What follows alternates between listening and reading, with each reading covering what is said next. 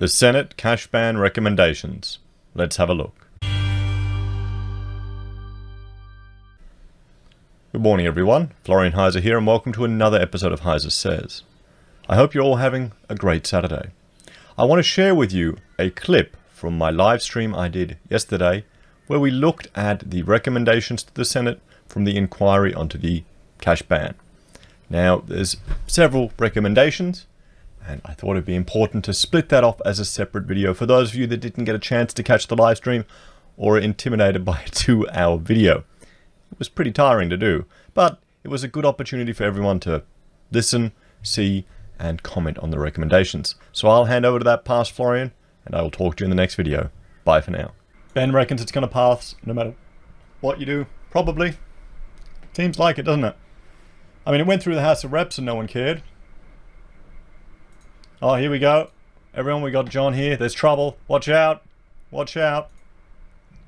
Welcome, guys. Thank you, thank you.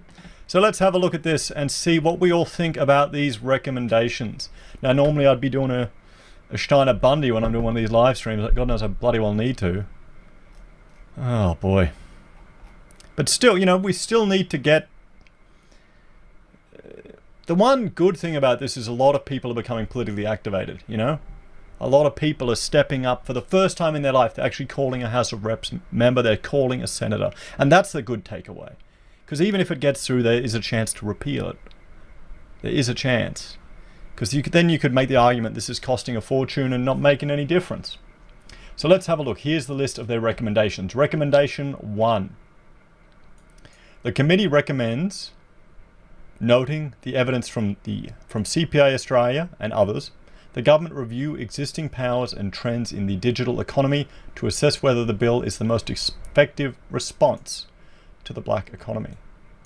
So what do you reckon about this one, guys? What do you think about this? There can be... I could see, as the cynic, I can see this even worse, that they'll need to ban crypto. They'll need to ban crypto or put limits on the amount of silver and gold you can use for trade. At least for the digital economy. Maybe I'm being too cynical, but I'm getting even more cynical now the more I see of this. Let me know if you get any stuttering in the footage or the quality. I'm seeing it here. I'm getting paranoid. Jupe wants me to add John to the live stream. That's a bit of work, but yeah, you know, John, I should get you on. We should have a chat, mate. Pop me an email and I can, I might be able to get something working. I really have to do that beforehand, Jupe. I really have to do. I should get them both on, John and Robert one time. We'll have a chat or a cry. We need a few beers, I think. So that's recommendation 1. Recommendation 2.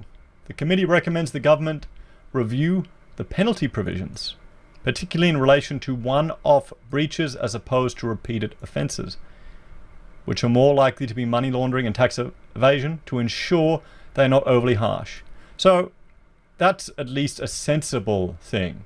That's a sensible thing. It's good to see they're thinking. They're thinking. You know, what do you reckon? I don't mind that one, but I mean the fact that we're even getting here, this is what a way, huh? What do you think about that one, guys? Do you think they should review it? They can make the cash ban $200. Yeah, they will one day. Just like all those European countries. Recommendation 3. The committee recommends the government respond to concerns raised by the Australian Small Business and Family Enterprise Ombudsman and others regarding the availability of electronic banking services, ATMs and internet banking, in remote and regional Australia, including during natural disasters, and whether there will be a detrimental economic impact on those areas. Okay, this seems like something that should already have been put into consideration, particularly with the bushfires where people, well, they don't need money, guys. You don't need money when there's a bushfire. We saw Australians, we come together and we just rob the petrol stations and we just rob the supermarkets. We don't need money. You don't need this digital cash.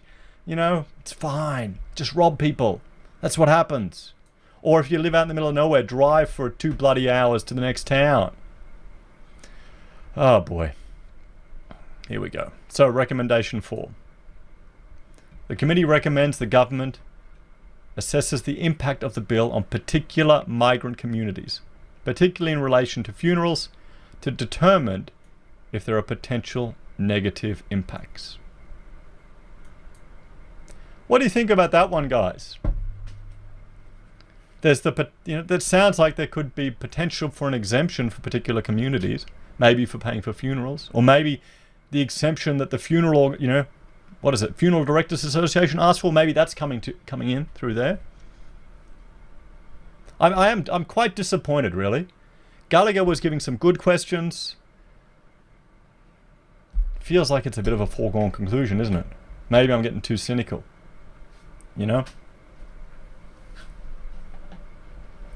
But see, the danger of this is that we could get different groups of societies having different abilities to use cash. Even for just one thing, for just a particular religious group that's allowed to use cash to pay for funerals. Just even that one little thing is creating a division here. But it seems to be the way where Australia's heading towards. Or maybe that could be or recruitment for different religions. Kathy's is identifying as whatever migrant group is exempt. Cashban. Well, there you go. Recommendation 5. The committee recommends the commencement date of the bill be extended and that a final agreed date be informed through consultation with businesses to allow sufficient time for businesses to implement system changes and undertake training as required. See, system changes and additional training are a cost. They are a cost that businesses need to bear that will be passed on to consumers one way or another. One way or another will be passed on to consumers. For what benefit? We've seen here that in the Senate hearing, we've seen that the number of people making these transactions with $10,000 of cash is insignificant. Most people are shifting away from cash naturally because it's a pain in the ass.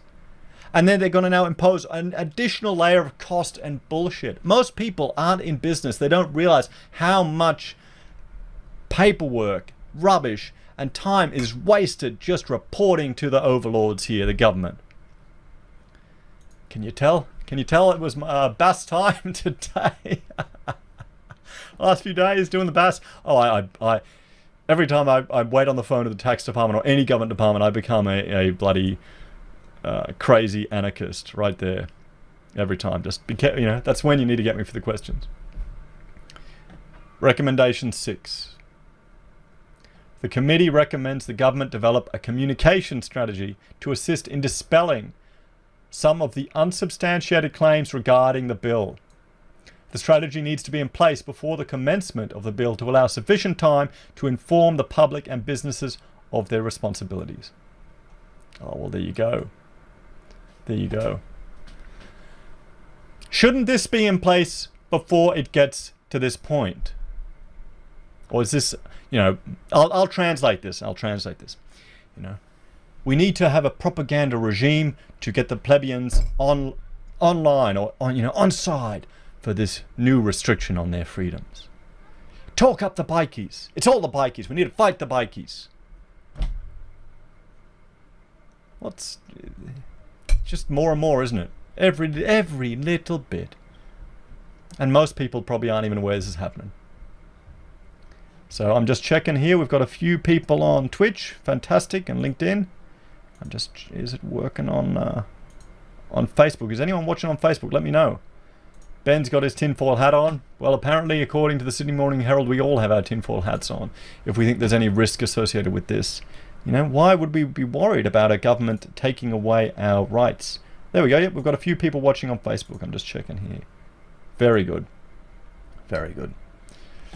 Oh boy. So, recommendation 7. Good old number 7. The committee recommends the exemption for payments relating to personal and private transactions be provided for directly in the bill. So that's good. That's good. They want it in the bill, not in the accompanying, not in the regulation, because this is the problem with this. And often you have an act or a bill that needs to get approved by Parliament. Changes need to go through Parliament. Then you have a regulation that it refers to that can be updated just by the civil servants. And that's fine for certain things like, what was it? I was reading some legislation about mining camp designs, and what they do is they have, well, actually it was to do with rural accommodation for farms, but that applied to a mine. And in the regulation they had the requirements in there with regards to the fees and charges, and they could update the regulation as time goes ahead. So what John's telling me to read 2.5, okay mate, we'll get to that next. Will it get me angry? I don't have any rum on me tonight. I'm behaving. So this is good. Good to see. Means the civil servants can't get away with it, hopefully.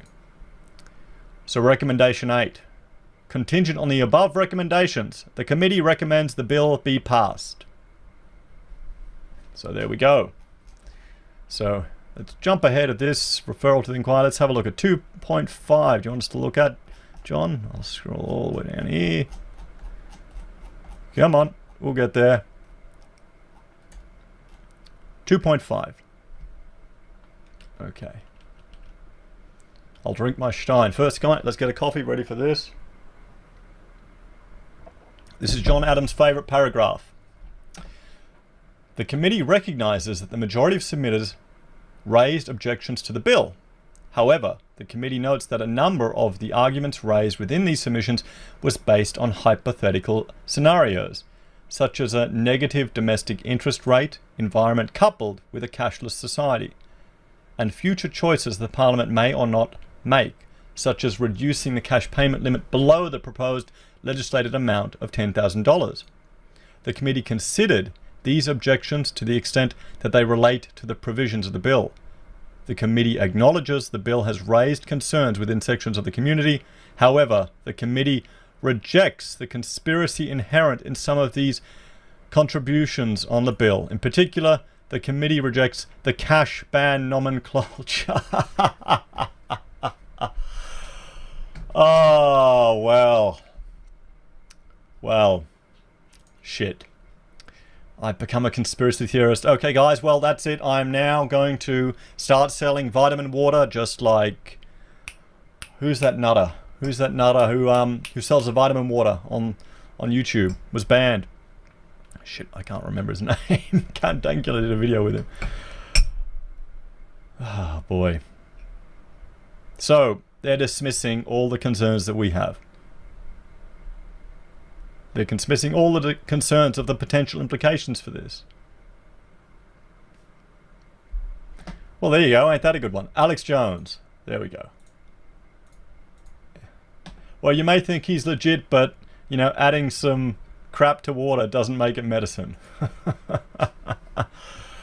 You know, it's like homeopathy, guys. If you believe in that, I'll sell you tons of it, dirt cheap. I can get it at Bunnings for $12 for 20 bottles, you know, per 100 mils. Oh yeah, I know. Sometimes he's right, but we're all conspiracy theorists now, guys. We're all conspiracy theorists now. Well, there you go.